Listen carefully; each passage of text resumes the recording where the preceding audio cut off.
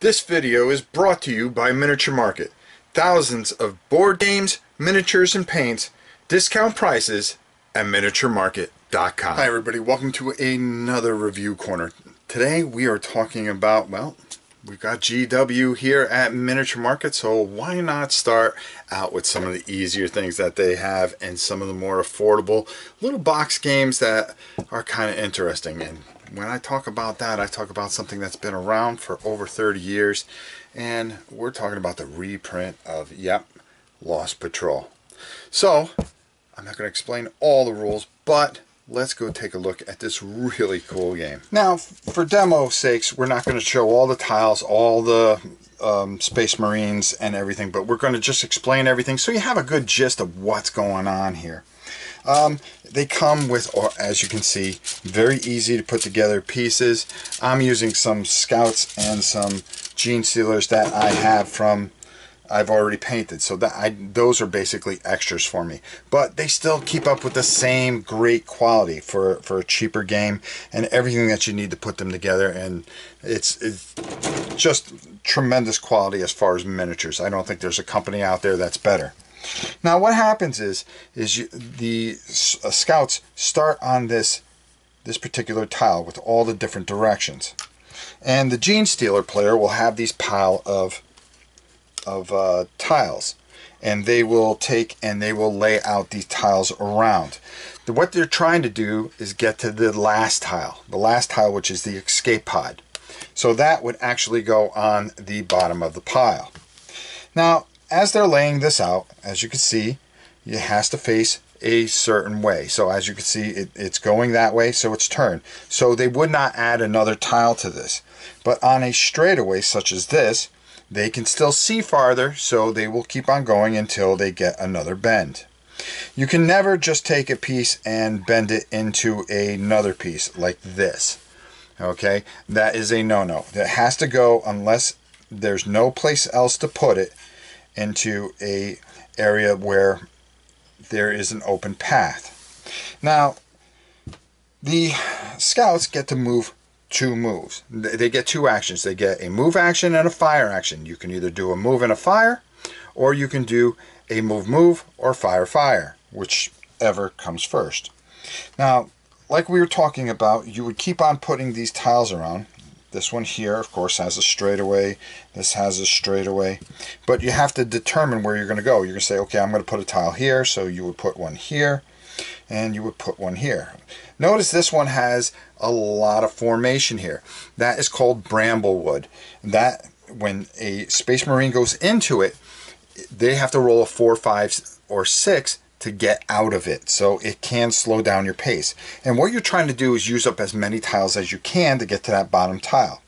Now for this particular tile, as you can see, you keep on putting them on there until you get something that you cannot see any farther.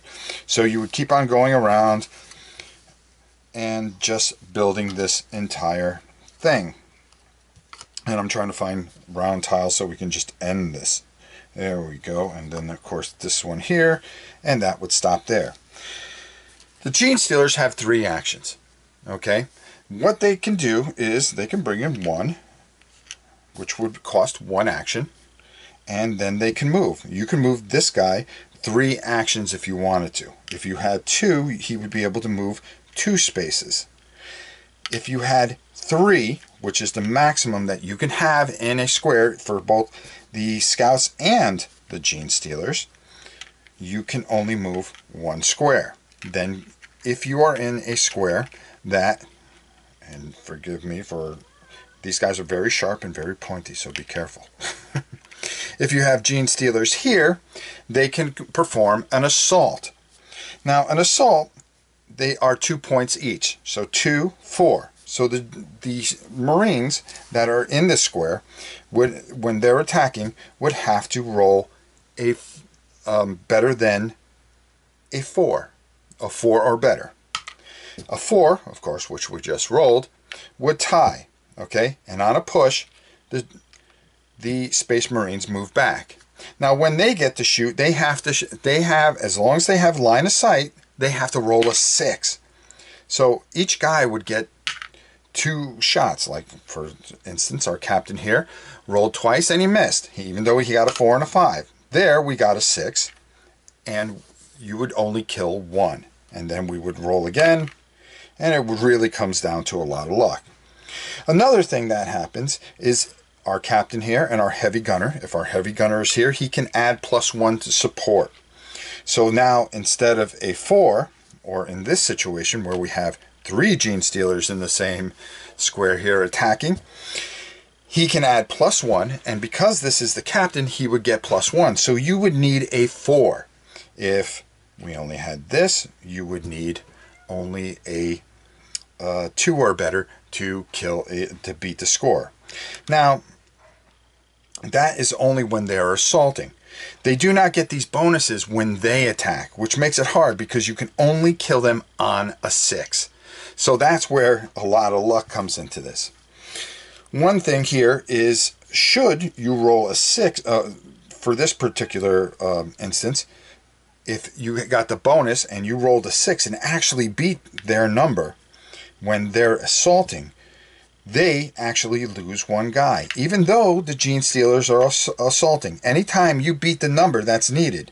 So for instance, if we just had this guy and we needed a 6, yes, he would only get the +1, which is a 6.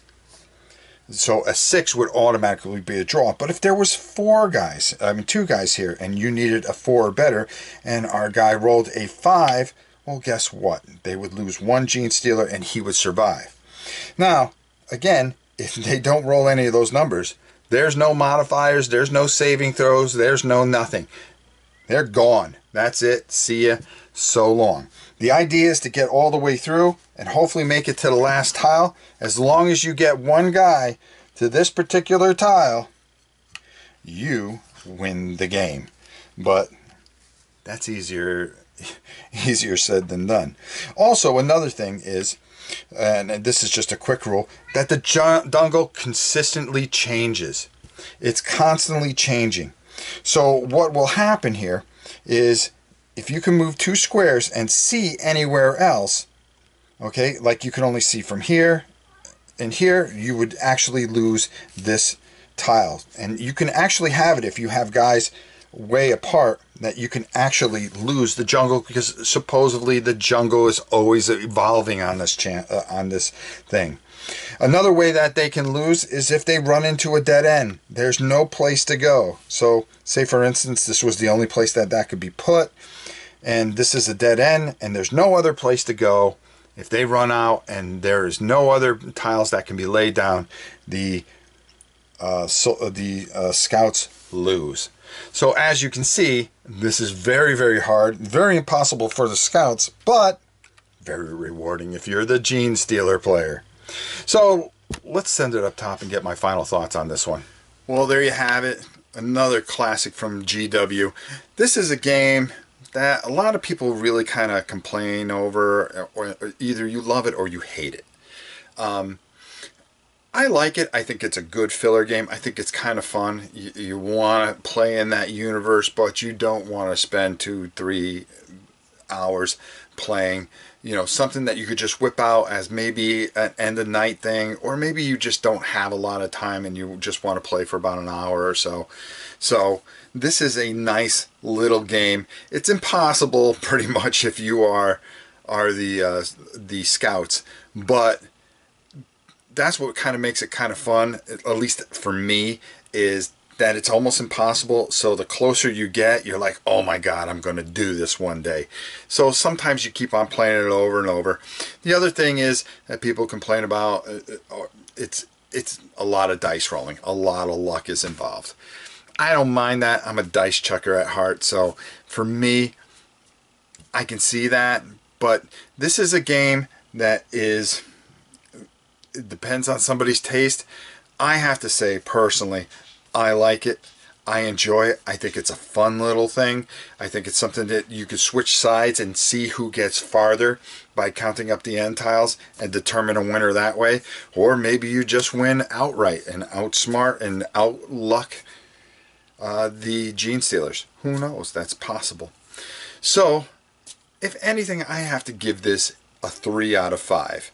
Only because it's it is a lot of luck, but for me, being a part of that universe, remembering the original game, it brings back a lot of memories. So it's a very strong, above average game. So that's it for this week's Review Corner. Until next time, I'm Rob Orne, and I will see you soon. Sponsored by Miniature Market's Review Corner. The Review Corner features podcasts, videos, and written reviews by gamers for gamers. Miniature Market, online gaming superstore, thousands of games and minis, discount prices. Check them out at miniaturemarket.com.